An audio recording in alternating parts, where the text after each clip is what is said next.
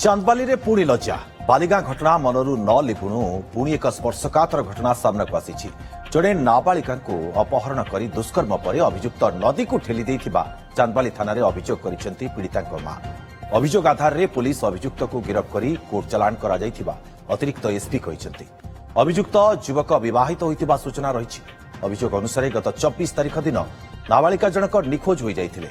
तांको मां थाना रे अपहरण अभियोग भी करथिले। एबे खोजाखोजी पर नाबालिका मुमूर्षु अवस्था बैतरणी नदी पठारू उद्धार करा जाई मेडिकल रे भर्ती करा जाइथिला। नाबालिका जनक एबे कटक एसीबी रे चिकित्साधीन अछंती। रिपोर्ट देइथिले जे से माइनर जो किडनैपिंग रो रिपोर्ट हेतला।